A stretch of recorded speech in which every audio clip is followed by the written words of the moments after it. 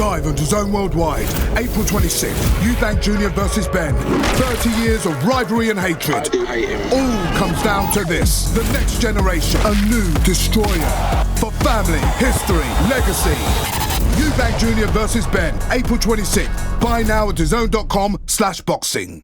Oscar Bevis for the Stomping Ground, powered by Wow Hydrate and available on DAZN. Very patient Eddie Hearn. Yeah, really good fight night tonight. Do you wish Matthew Germain would have come for an actual fight? Always. Listen, I like to watch a tear up, and I think he said that he got his jaw broken in the third round from an uppercut, and then, I thought he was quite negative before that, but he was very negative after that. I just think he got hurt, and he was just trying to survive. And when you do that, and actually, he was good enough to do that quite well. Unfortunately, it's not always great to watch. I thought Dalton boxed very well. See, the thing is with Dalton, he's a bit of a perfectionist, and he wastes very little. But sometimes when someone's doing that, you don't really have to worry about what you're wasting. You just got to let your hands go and get him out of there. And I thought he did that very well in the 11th and 12th. But good to get the rounds, and that's it now. He's done. I mean, British, Commonwealth, European, beating 2 top 15 guys, nothing else to do but fight for the world title, and that's what will be next. Did you say jaw in the third? You thought you broke? Yeah, or second. Or is it an So uppercut? if that was the case, why his corner near the end take him out of the fight if he's damaged his jaw in that sense? He wasn't winning or close to winning though. No, but look, maybe he wants to continue, and I don't know. But he was moving more and more as the fight went on, and it's a bit frustrating. But that's boxing, and you've got to deal with the style that's in front of you. What do you make of Victor Loughlin telling Grant to just keep his mouth closed? Yeah, Grant's nice and loud in the corner. Sometimes the refs don't like it. What do you think Puello will be thinking tonight? I think it would be easier to make the Puello fight than if Dalton went in and beat the shit out of Germain in 3 rounds. So we saw with Ennis recently, Stanionis all of a sudden and the team fancied the fight after the DAZN fight, and then you saw the real Duran Ennis. So Dalton's never been in a tough fight.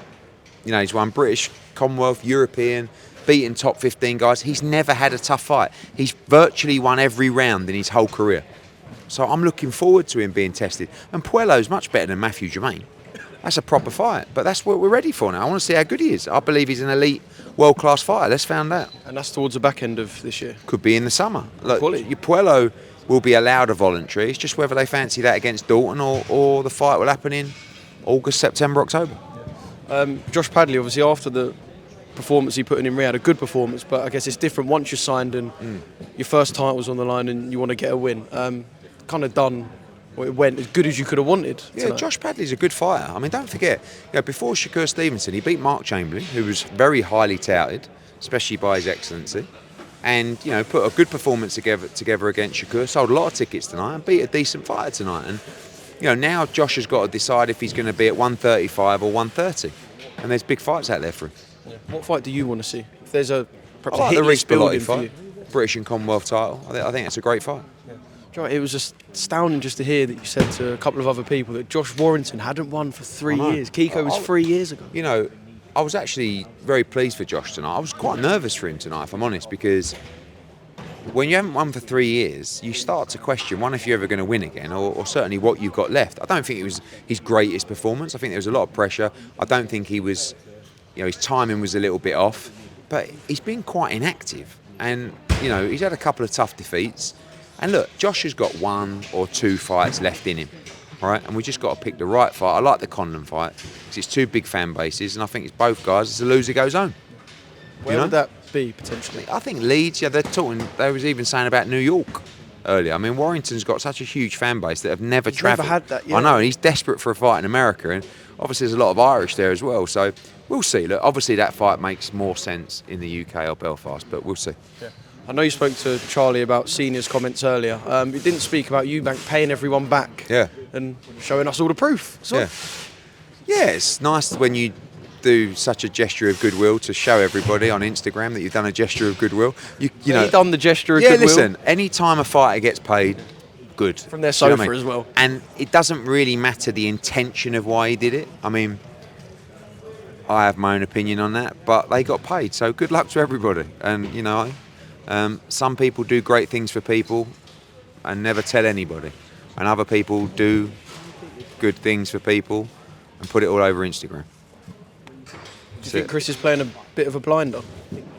I don't give a fuck. The way it's all gone. Honestly, like what he's playing, I couldn't care less because we're not. You know, everyone keeps asking me about, what have you got to say about his dad's comments? I don't care less. Next week, they are going to fucking war. Do you understand? This ain't about a meme, or it's not about an Instagram post or hitting someone with an egg.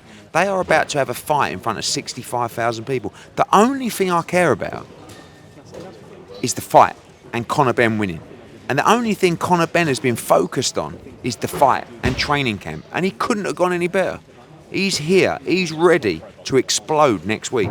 Don't miss it. Live on DAZN. It's going to be a thriller. Did you like his album cover style picture?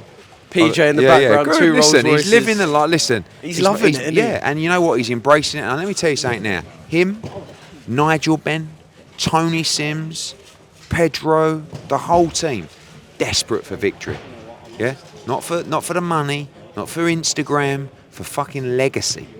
And this means a lot to them. And he will do everything to win next weekend. Let me just have a look at what the time is. So it is half an hour past midnight.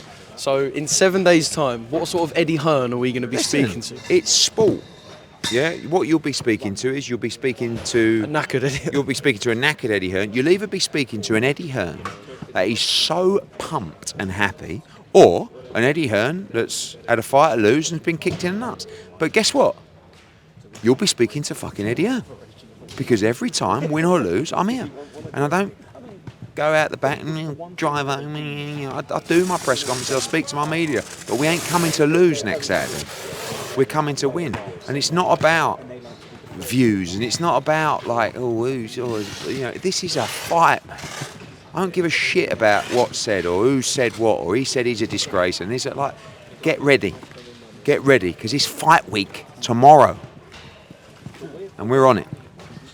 Is that something that, it's weird because obviously you've got such belief in Conor and you are adamant that he'll do this job, but there has to be like a 1% of you that accepts you can lose. I accept it's a 50-50 fight. I do. Look, we know what we're up against, a much bigger guy. But I just think Conor's better, faster, sharper. I think he's had a better camp. I think his body, I just see him knocking Junior out and doing it early.